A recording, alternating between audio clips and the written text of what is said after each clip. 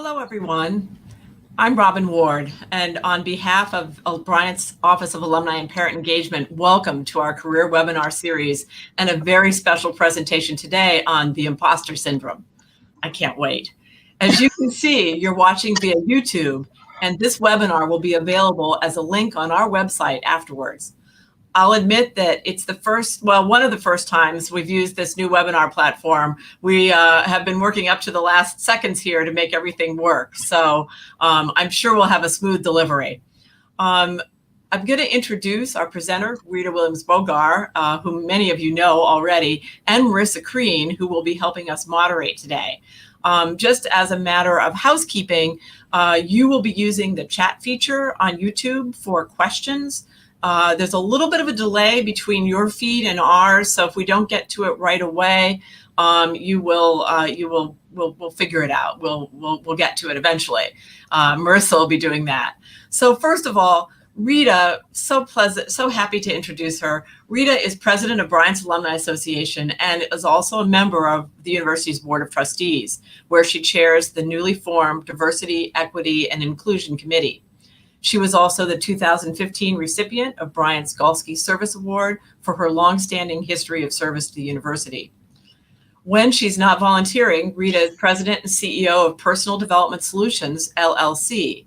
And as you will see, she is a dynamic speaker and expert facilitator.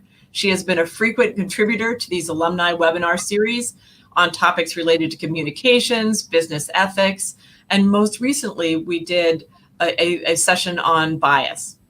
Recordings of these webinars are located on the Bryant Alumni website.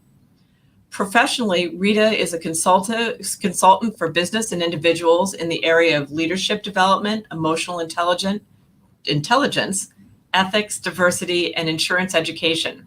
She's been recognized by New Jersey Biz as one of New Jersey's 2011 Best 50 Women in Business, and by the United States Small Business Association as the 2011 Region 2 Minority Small Business Champion of the Year. She's also a contributing author to the 2012 book, Big Bold Business. Now I'll turn the program over to Marissa Crean, class of 1981. Marissa is the program lead for the Hartford's Early Career Leadership Development Program and specializes in working with early and mid-career professionals in career management. She's helped build Bryant's strong alumni pipeline at the Hartford through internships and job placements, and has judged Bryant's IDEA program and has participated in several webinars. So I'm thrilled to turn this program over to the two of you. You're in very good hands, and I'm going to learn about imposter syndrome today. So thank you. Bye. Thank you, Robin, so much. And Marissa, as always, I'm thrilled to be presenting with you as the moderator. This is great. I think we need to take this show on the road, the Marissa and Rita show. So thank you, everyone. That's fine with me. Good. And thank you, everyone who's joining us. And great, so we've got the slides up. Welcome to our session this afternoon. We'll be together for about another 50 minutes or so. So imposter syndrome, and we can click through the next couple of slides. Meg, yep, so to ask a question, and I think Robin mentioned this, to ask a question, please type in the comments field. Marissa will be monitoring the comments. I'll be glancing at them as well, because I'd love to hear your feedback. Anybody who's been in a session with us knows we like our workshops, our sessions to be interactive. So this is not just going to be Rita and Marissa talking to you, it's going to be a shared experience. And I'd love to hear some of your stories and some of your experiences with imposter syndrome as well. So we can click through the next couple of slides. So the next one is just my picture, and the following one is Marissa's picture. Great. So these are the four components of imposter syndrome, or the four areas that we're going to cover today. First and foremost, defining it. What is imposter syndrome? And once we know what something is, we have to get to the why, because it's very hard to figure out how to resolve something if we don't know why it's happening. So why does the imposter syndrome exist? And when we get to that point, we'll talk about some of the personal qualities that go into individuals which create that feeling of the imposter syndrome. Then how does it impact your career, impact one's career? Particularly if we are finding ourselves feeling like imposters in the workplace, the way we convey information, the way we project is going to be impacted by it. And then, of course, how do we overcome it? What are some strategies that we can use to overcome that feeling of imposter syndrome? So if we'll move to the next one, please. So, what is it? Have you ever been plagued with those feelings of self doubt? Am I really as good as they think I am? Can I really handle this project? Why do they think I'm so good? They're trusting me with this. I have to tell you, there was one point in my corporate career where I had a multi-million dollar budget that I was accountable for. And I remember thinking, they're trusting me with a lot of money. So who's this mysterious they who's out there, who's in charge, who's in control? And why are we as individuals saying, have we got them fooled? Are they going to discover me? Some people feel that their success is strictly due to luck. It's no, I was just in the right place at the right time. And then there are people who say it's truly luck. It's other people. I just happen, it was a coincidence. Typically with imposter syndrome, people are not taking credit for the work that they have been doing, that they've been involved in. And then that fear of being discovered. I've talked to so many people in the workplace during my corporate career as well as during my consulting career, where people have said they're going to find out. Maybe I need to work twice as hard so they don't find out that I'm not that great.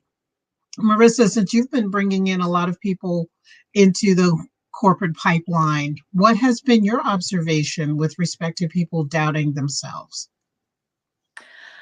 Oh, it's a great question, Rita. It's a real challenge, especially when you are starting a new job and you feel like everybody else is so much smarter than you, and they're the experts. So it's sometimes it reveals itself as being afraid to ask questions, and um, or afraid to share ideas and suggestions and improve. Maybe it's you're wondering, why do we do it this way when there is maybe a better way of doing it. Great, thank you. That's been what I've noticed as well with folks in organizations. And Daniel, yes, we noticed we're trying to figure out behind the scenes what's happening with the slides. So we're going to take them out and bring them back in. So thanks for typing that in the comments, because we don't know if what we see is exactly what you see as well. So great. And it looks like it's streaming. And there we go. We have a great technical support team who's behind the scenes making sure all of this comes through. And yes, to your point, Marissa, that's something I've noticed during my corporate career as well as during the past decade plus, where I've been consulting with individuals and with organizations, where people have said, I don't know if I should ask the question. And what happens is the person who is doubting themselves usually has a lot to contribute. They just don't see it. They can't see it. I've been in meetings where, or after the meeting, there's always the meeting after the meeting. So you've got the meeting, you've got the planned agenda, everybody has their conversation. And after the meeting, someone says, I wanted to know this, or I wanted to know that, but I was too afraid to ask. And my answer to them is always ask the question anyway, make the statement, because you are not the only one who is wondering. You're not the only one who may be having those feelings of doubt, that feeling of being discovered. I can't tell you how many times, both women and men, I hear it more from women, and that may be due to the fact that a lot of my work is with women in leadership positions. So it's more a numbers thing, but men and women both experience imposter syndrome. And that's out there in the research, out there in the data. And what happens is we try to work extra hard in order to make up for that lack, not always realizing that extra work is actually what's helping us move forward. And we're still not giving ourselves the necessary credit. I'm still thinking of people, and I can see the faces of people who have said, I hope they don't find out. I hope they don't discover that I really don't know. So let's go to the next slide and we'll talk about some of the reasons why. Oh, yes, the imposter syndrome tests. Anybody who's been in a session with me knows I like to share information about these various tests out there. There are disclaimers, and the disclaimers essentially say, use these strictly for personal growth. This is not to be used by, these are not to be used by employers to make a determination as to where somebody's career is going to go.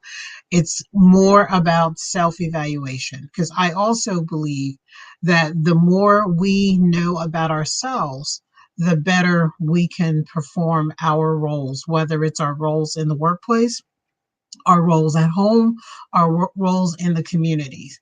So on the CLANTS one, which is the first link up there, it's actually a PDF that you access as soon as you click on the link. And then the test yourself .psychtest.test ID, that's actually done right there online. So just for the sake of interest, I will share with you some of the questions that are in the test. And I get no commission, so there's no conflict of interest here. I do like to cite my sources, of course. So here's an example. One question or a statement which you rate on a scale of 1 to 5, with 1 being it's not at all true and 5 being very true. So one statement, I've often succeeded on a test or a task, even though I was afraid I would not do well before I undertook that task. How many out there can empathize with that or identify with that, where you have studied, you've engaged in all of your preparation, and this is whether you are a student at Bryant or whether you are a professional who's pursuing designations. I can tell you I've been there. One of my designations is the CPCU designation, and these tests are extremely comprehensive, and they were all essay. And you had a semester to learn the material and then go sit and take the test, and you don't know what they're going to ask you. And so I would study, really know the information cold, and then get to the test and say, I wonder if I'm going to pass it. I wonder if I'm going to pass it. And we used to have to wait 6 weeks to get our results. Well, now they're all done on the computer, but you still have to know your stuff. Just because something is online doesn't mean you can just click and guess, because you could guess incorrectly as well. And so I found myself sitting there, and every time I would finish the designations that were electronic, one is called ARM, Associate in Risk Management. When I clicked, yes, I'm sure I'm finished, I would hold my breath. Now, mind you, I was teaching the ARM designation courses and decided, let me take the exam. Since I'm teaching it, I might as well get the designation too. And every single time. And I know the stuff, because how could I teach it if I didn't know it? And I incorporate that to let you know that no matter how knowledgeable you are about yourself, the situation can exist where you still have self-doubt.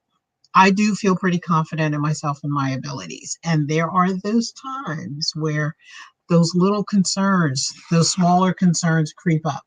Another item on the CLANTS IP scale, I sometimes think I obtained my present position or gained my present success because I happen to be in the right place or I happen to know the right people.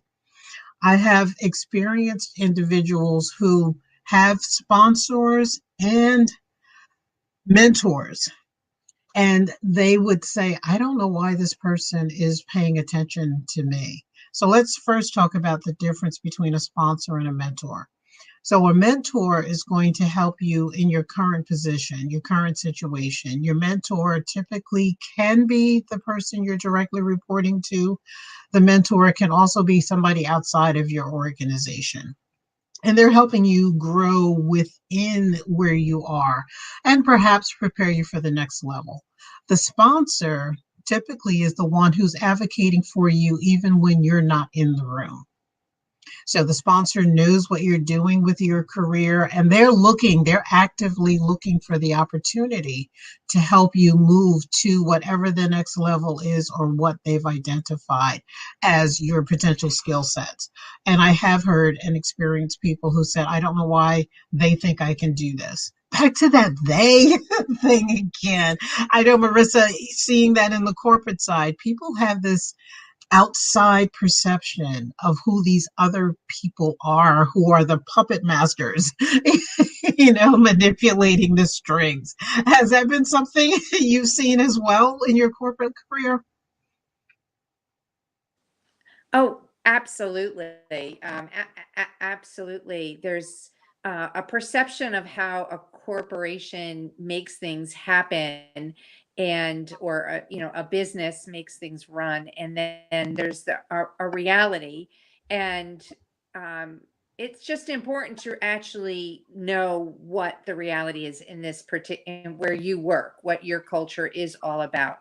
It's important for you to get a level set understanding of what really is happening, how decisions are made, who are the influencers, and that sort of thing.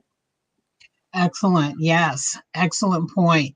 And suppressing that self doubt in order to be able to reach out and decide, I want to have a mentor, and this is who my mentor is, because it's really a lot about relationships. It's not, there's this expression, it's not what you know, but who you know. I'm going to flip that script and say, not only is it what you know, it's also who knows you. Who's willing to advocate on your behalf? Who's going to be willing to say, you need to stop doubting yourself? Who's going to be willing to move your agenda forward or bring you onto their team? Another item on the assessment, I tend to remember the incidents in which I have not done my best more than those times where I have done my best. Think about how powerful that is. You have someone who is doing well and they're focused on the negative. They're focusing on that time when they didn't get the project, they didn't get the promotion, or maybe they made one mistake and they take that one mistake and blow it out of proportion.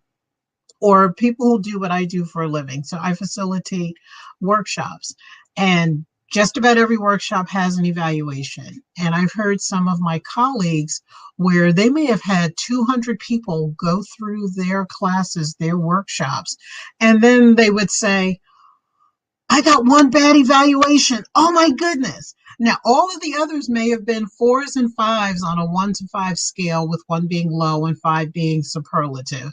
And there's one person who rates them a 2. And they're thinking, uh-oh, I bombed. I messed up. I shouldn't do this again. I don't know if I have the credibility to go out there and speak in front of other people. Blowing that negative is way out of proportion. Yes. I was just I'll do this when I have I want to add something. Perfect. Perfect. Yeah, we were just going over employee survey results, and generally they're fine. They're great results, but I'm like, what I want to see the needs improvement comments. I want to see what people are writing, or what are the suggestions for improvements. It's just natural to like zero in and think about the negatives, as opposed to taking time to appreciate and recognize and remember the positives. Thank you for that. Right. Putting it in context, because yes, hearing the feedback is what helps us to grow. It's dwelling on the negative that stifles us. For some people, they just won't move forward because they've heard something negative, as compared to, well, let me try something different, or let me try something better. And I'm going to put a bookmark in that thought, because later when we talk about talent versus skill, that's something that's also very critical. Another item on the test is, sometimes I feel or believe that my success in life or in my job has been the result of some kind of error. Did that person make the mistake when they promoted me? I have to live up to whatever their expectations are, because there's that they again, gave me something that I may not have deserved. Think about the power in that statement. The person who's thinking that is totally attributing their success to someone else, and they don't feel worthy. There's more of that self-doubt. And a way to think around imposter syndrome, and I know I'll talk about this more with strategies, the way to think around that is, if you have that much confidence in the person who is putting you in these positions, recognize they wouldn't do it if they didn't think you could do it. Because neither our mentor nor a sponsor is going to recommend you for something that's going to make them look bad. So you do have some, because they're putting their name on the line. So you do have something within you that you may not see yet. And my recommendation is to grow into whatever that belief is that someone has entrusted in you. Another is, hard for me to accept compliments or praise about my intelligence or accomplishments. So I do have to pause here. And this is one that I have seen and heard more from women than I've heard from men. And what I have heard and seen from the women were, oh, no, that's not true. I didn't do all of that. And I see a specific person at the moment who took over a role in an organization where there was a lot of downsizing that had gone on. So now this person is doing the job of 2.5 people and pulled a lot of success for her organization out of this. So her boss was talking to me. The three of us are in the room together. And her boss said, this is all a credit to so-and-so's work. And what the person said who's getting the compliment, oh, that's not true. No, that was just luck. That's not true. There's this thing of false humility. And I'm not accusing this person of that. What I'm saying is, we need to own it. When somebody is giving us those kinds of compliments, there are only 2 words that we need to say. And I'll give you a guess, Marissa, as to what those 2 words may be. Thank you. Exactly. Exactly. And I am one of those people that does not accept it very easily. It's hard for me to accept those positive comments.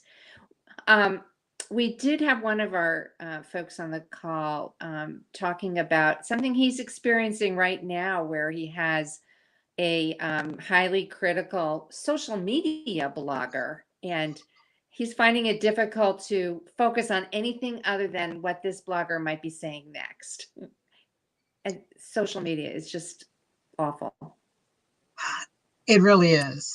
And it can really take you on a downward spiral. It can definitely. Right. What I would suggest, because it is very easy to constantly check what somebody is saying on social media, find out, one, is there anything that's valid in what they're saying?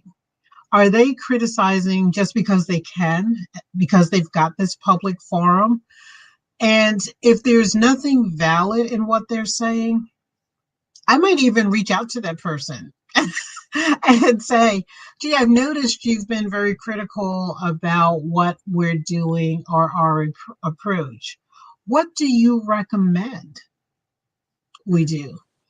I will share an example without mentioning a name. And this is an email I recently received, and somebody was criticizing something I had done, criticized an article I had written and a webinar that I had done that was connected to the article. And this person was just going on a rant, never met me. So we don't know each other. And he's making assumptions about me and about my personality and what I'm involved in. And he's making judgmental comments that what I do is silly. And I'm thinking, you don't even know me. I could have stayed in that rabbit hole and just focused on that one person's rant out of all these other people with whom I'm engaged who appreciate what I'm doing. So does that mean that I'm blind and swayed by all of the positive? You put that in context as well. And I took about a full day, and I then reached out to that person because I basically said, you don't know me.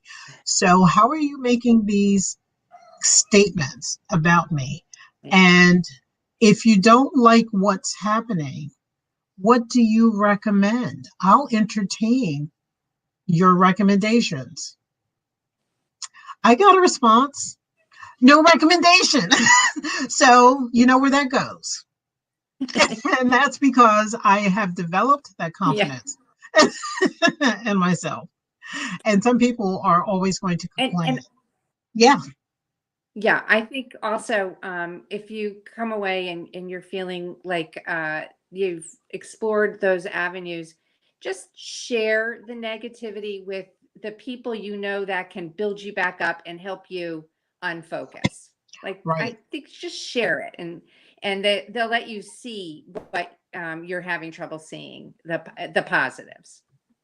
That's an excellent point. And to that point, one of the things that I did is I brought two other people in to read what was written. Because at first, I'm reading this thing. Where's this person coming from? What started this whole thing? And then I got two other people involved and said, all right, is it me? Am I missing something here? What's going on? And they were able to help me to further put it in perspective. So your point on that is well taken.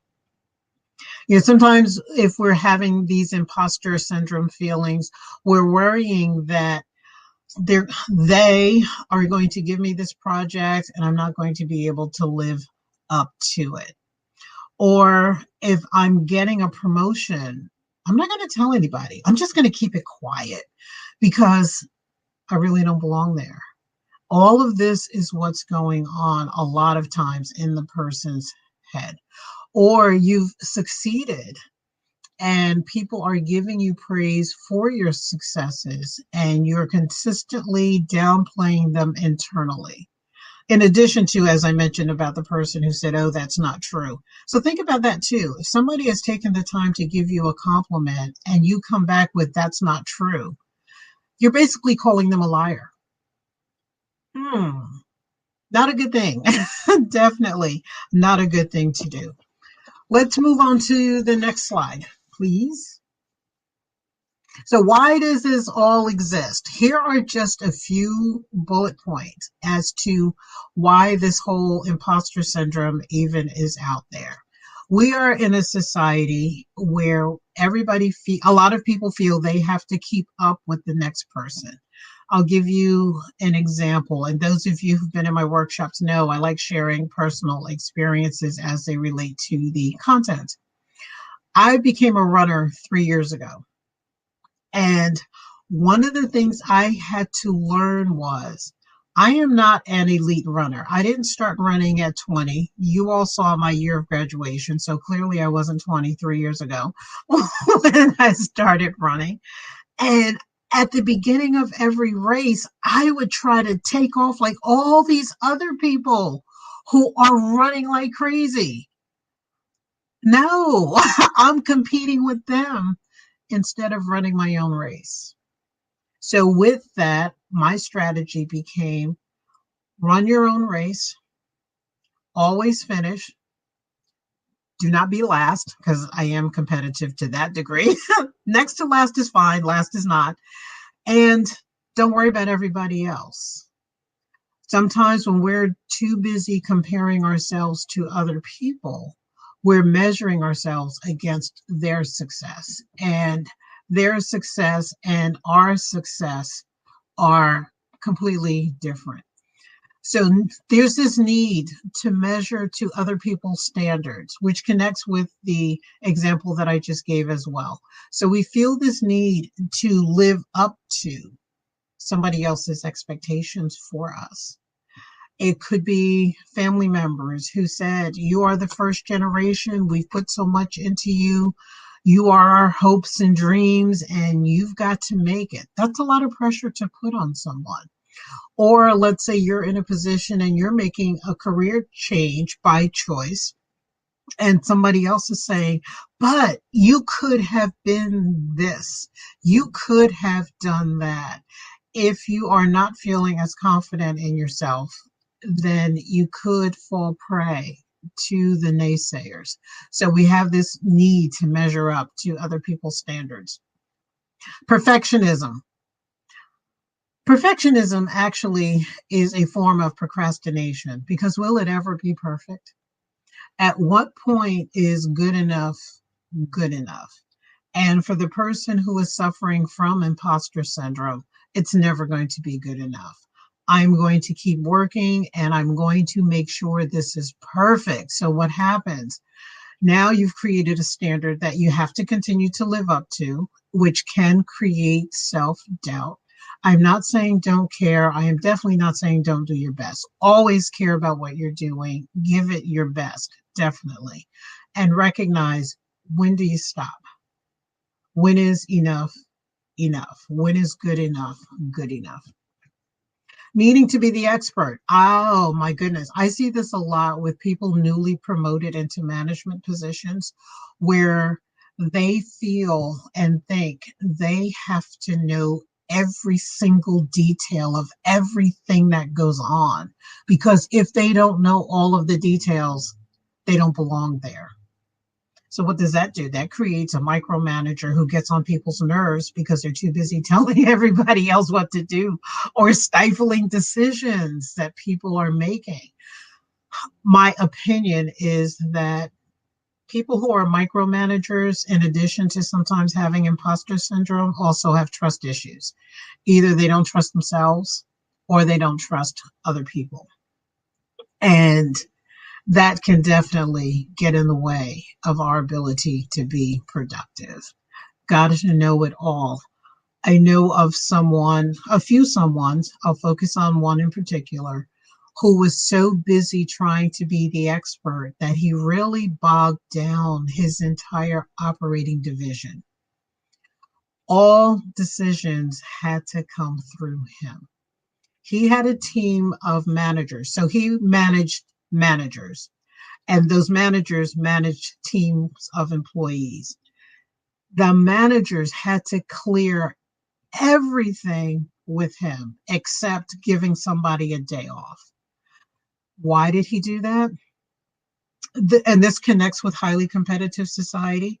So this gentleman had moved up in the organization in which he was working, and he came right out of high school and worked his way up. Never decided to go back for formalized education. He felt that insecurity that came from not having a degree, despite the corporate success that he attained, when other people coming in were better educated than he was. So he needed to keep his hands on everything, absolutely everything. And I can remember observing this situation saying, why are you paying all of these managers when you're doing their job? They shouldn't have to come to you for some of these basic decisions that they were making. Moving people around on their team, they couldn't do it without clearing it with him. If you're the first level manager, you should know the strengths and areas of development that your team members need. But yeah, he was the personification of someone who needed to be the expert, who felt he was an impostor, and was getting in everybody's way of getting the job done. He really slowed down progress. Another downside to that is he ended up developing a group of people who, let's just say, their words could not be trusted. The data had to be checked because they never wanted to hear his wrath if things were not done correctly and the way he thought things should have been done. The perception of talent and versus hard work. So this is something I alluded to a few minutes ago. There is a wonderful book on this, and the title of the book is Grit by Angela Duckworth. Excellent, excellent resource. And what Dr. Duckworth does is she really debunks the whole philosophy that people have of so-and-so is a natural talent. So-and-so is a natural genius. I'll never get there. I'll never be that good because I'm not naturally gifted in this area. Think about that. How many of us out there feel that way? And please feel free to type into the chat if you've observed any of these types of feelings, whether in yourself or with someone else. Or, of course, if you have questions that you'd like to have brought out, we won't give your names, and you don't have to worry about your name showing up on YouTube either. So it's okay. It really is okay. And I watched people, and I've done the research where people were feeling and saying this: I'll never get there because I don't have that gift of gab. I'll never get there because I'm not as outgoing. I'm very shy and introverted and quiet. And shy and introvert are two different things. I'll never get there because. And there is a lot to be said for hard work. We look at someone, and I'm not even going to call out a name. Let's say there's an athlete out there who is very skilled at her or his particular sport. And we're saying, well, yeah, they have this natural ability to swing the tennis ball, hit the golf club, carry the football, run, what have you. We don't think about how many hours they actually put in developing that skill. So it's not just talent. Please, if you're finding yourself saying, I will never get there because I'm not as talented as so-and-so, let's step back and take a look at that, because you can put in the effort and reward yourself and recognize the effort that you're putting in. We'll take the next slide, please. So how does this impact one's career?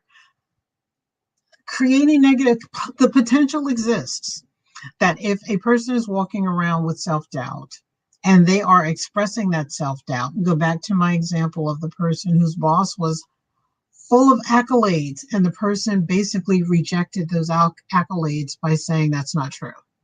That's different from the person who says this was a team effort. That's what leaders do. Leaders recognize everybody who's part of the process. It's when they are pushing their own recognition away completely, apologizing. I'm so sorry. And we have a whole conversation about people saying, I'm sorry I didn't do so well. Wait a minute, you just did an excellent job. Why are you apologizing for what you did? You don't want to create those questions in other people's mind. That can contribute definitely to self-sabotage because, well, since I'll never be a talented singer, I'm not even going to try. So what happens? We don't give it our all. We don't make the best effort at what we're doing, impacting our communication. It can also impact the nonverbals that we are displaying. And I'll talk about that a little bit in a moment, bringing forward a series of statistics that I've used in the last workshop, the last session that I did. If you're not feeling confident and you're carrying yourself kind of down, or you go into meetings with a sense of dread because they're going to ask me to do something that I know I can't do, even though they think you can, then, it's not going to come across as confidently. This is when I truly believe in the fake it till you make it premise. Act like you are as confident as you want to be. There's a difference between confidence and arrogance. So confidence is I'm building myself up to get there, to embody it. I'm having that conversation with myself to develop. And you're creating that impression amongst others. Arrogant is I've got to go tell everybody how great I am. Let other people tell you how great you are and actually believe it, especially when your results are showing that you are generating those results. Let's move to the next slide, please. So Hey, with Rita, yes, I was going to say, like one thing about faking it till you make it, it's not faking the expertise right, that you may not have yet. What you're right. faking is your confidence in your ability to learn, to know what you know what you don't know, to make decisions, to listen. Like so you want to carry yourself in a confident way until you have time. That making it is to get to know and be more of a subject matter expert. So you're really just trying to put out there that I'm confident in myself to get there eventually. But it's Excellent not point, faking it Marissa. like, oh, I've got all the answers. Nobody wants you to fake that you have, all the No, answers. excellent Right. point. There are 3 words that I have no problem using. I don't know. And that's followed by, and I'll find out and get back to you. So yeah, it's not faking it where you are a fraud because you're pretending there's this expertise that doesn't exist. It's yes, demonstrating that I have the confidence and the ability to learn, to know what I don't know, to know that I don't know, and to figure out where I'm going to get this information so that I can be legitimately the expert. I can be the one that feels confident about people coming to me to find out or to give these projects. So yes, I heard a quote where the script was flipped where the person said, fake it till you own it. Similar concept, building that self-confidence so that you can get to where you want to be. You never, ever, ever want to fake knowing something that you truly don't know, because that's going to shoot down your credibility. And you want to talk about a different impact on your career? And I'm sure all of us can think of somebody who tried that perspective where you knew better. And please never fake something that somebody else can check. I'm thinking about that same manager of managers who there were some bits of information that he gave that weren't correct also. And it did catch up with him, actually. It eventually did catch up with that person. A brief moment on our communication percentages. So I mentioned earlier a few minutes ago to be aware of how you're communicating while you're working your way through suppressing or overcoming the feeling of I don't belong there. That's another one. I don't belong. I don't belong in this circle. I don't belong in this room. I had those thoughts years ago. I can distinctly remember there was one point in my career where I'm sitting in this conference room with all of the bigwigs, a seat at the table. I never shared with them that I felt, oh my goodness, I'm at this table. That was going on in my head. And then later I remember thinking, if you didn't belong at this table, you would not have gotten a seat there. Because the sponsor of mine, who was actually a sponsor behind the scenes, I didn't know this person was my sponsor, made sure I got a seat at that table. And it wasn't to fill a number, it wasn't to fill a quota, it was, Rita, you belong there. And speaking of numbers and quotas, there are a lot of people who will place that external imposter syndrome on you where they'll say, oh, you're only in this role because they need X number of, quote, diverse candidates, unquote. When you know your stuff, throw that out. please. You have definitely earned your place to be there. And I'm saying that truly from firsthand experience, where people used to say to me, "Oh, yeah, you got that position because."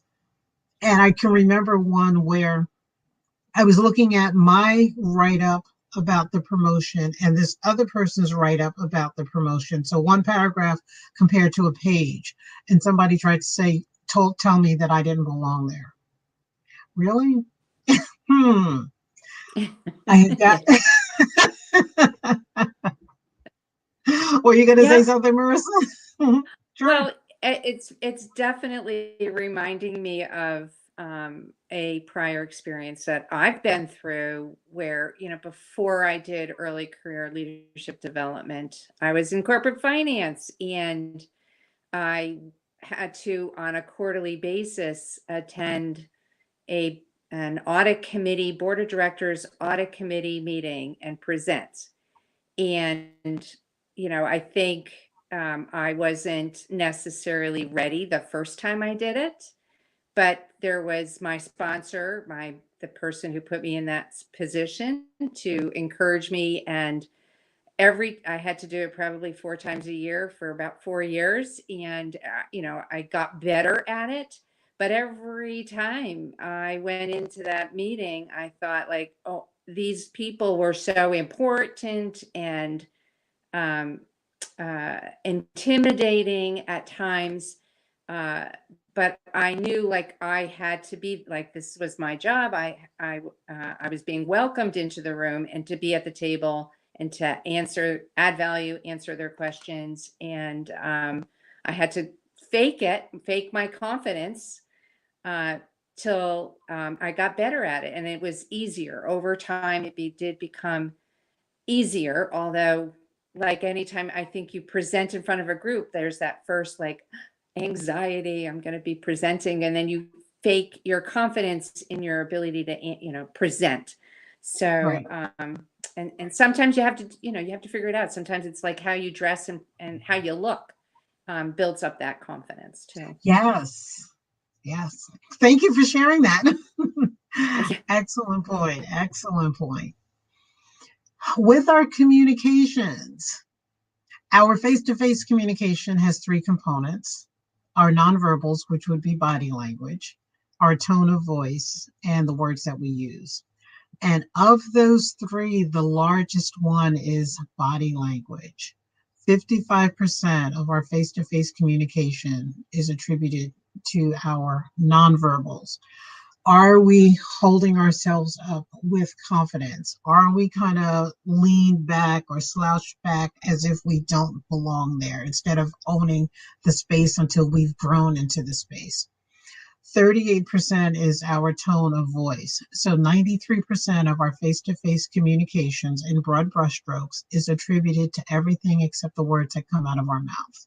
So earlier I said, don't disparage yourself. Don't put yourself down. And even though words are 7%, you want to make sure your entire message is in alignment.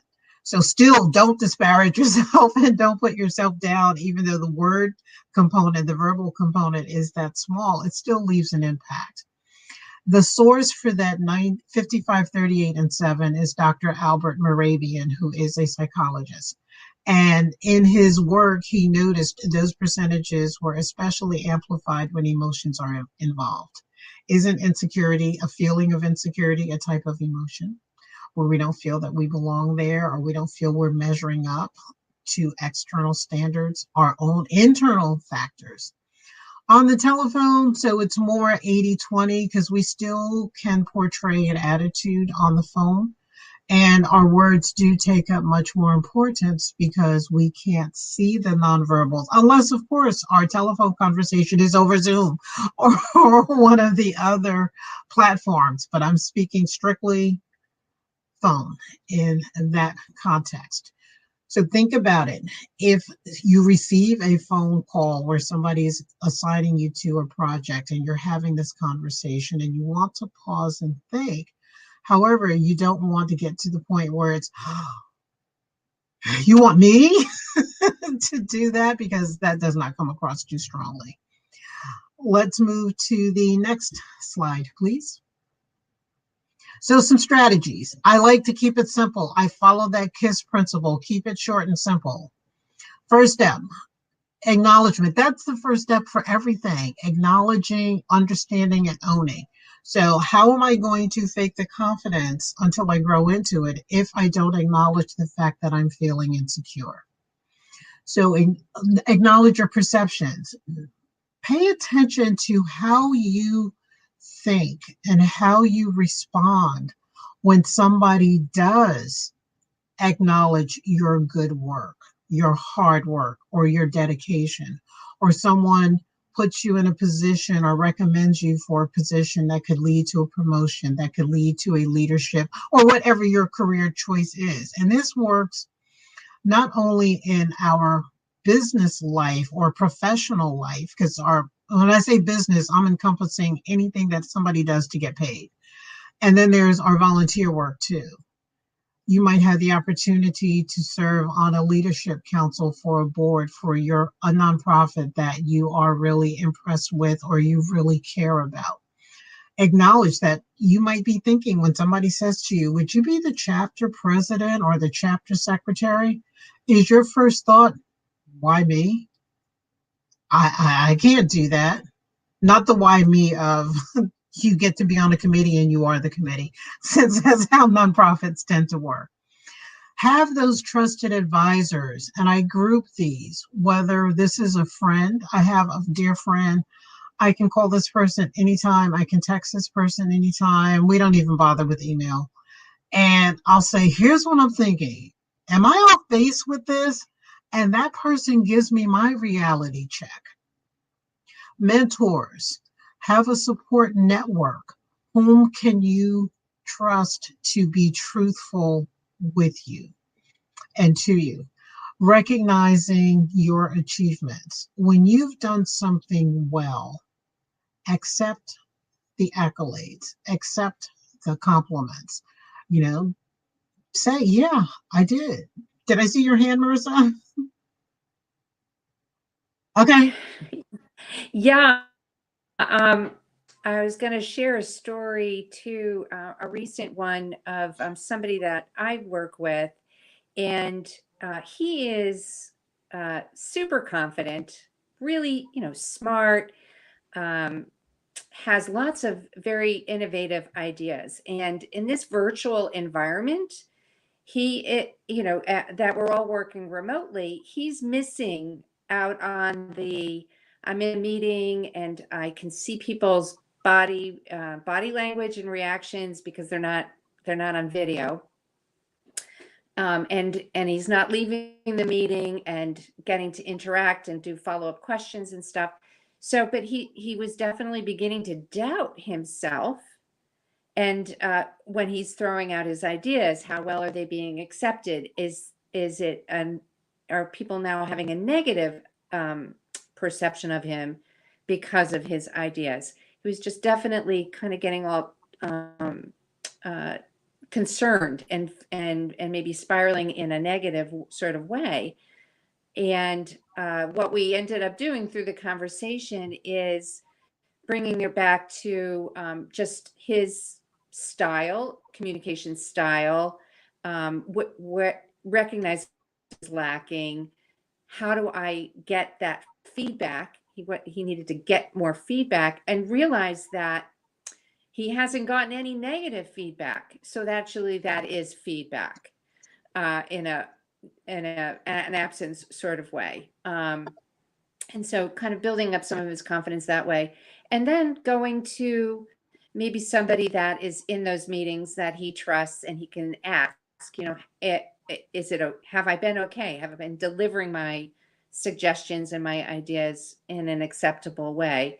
And recognizing that he has a lot of achievements as well. So like, don't lose your confidence in your ability to bring new ideas. Just get that feedback. Great. Thank you. Thank you for sharing that. And our next slide, please. So our final slide is about upcoming events. Please be sure to go to bryant.edu/alumni events. It's been a pleasure, Marissa. Thank you so much for moderating and being engaged in the session. Thank you, those of you who posted in your comments. And of course, thank you to the alumni engagement team, because you made this so seamless with making sure everything was showing the way we wanted to show. And I don't know if there's Yes, anything else. Yes. No, on behalf of the Bryant Alumni Association, I want to thank you, Rita, for your passion and your insights into this particular topic. I hope most of all of you, I'd like to thank you for attending, joining us this afternoon. We've put up this particular slide just so you could be aware of future events, virtual presentations that you might be interested in. I know, Rita, you have to drop off and run off. I'll stay on the line for the next few minutes in case anybody wants to put something in the chat for us to that I can help follow up on, or get to Rita for her to follow up with you on. So, and with that, thank you all. Also, I think we do have a Pinot Noir tasting on Thursday evening as a future alumni event, so I'll plug that. That's with Vin Pena. He is the best. So that could be a lot of fun too, if you like to try wines. I've got somebody, do I have a chat here? Yes. All right. You're very welcome to the, to Jared. Thank you. That, and Karen, I took down your name to get that to Rita so she knows you were here. So let me know if there's anything else that you want to question on, or you could just drop off. Have a great Thanksgiving.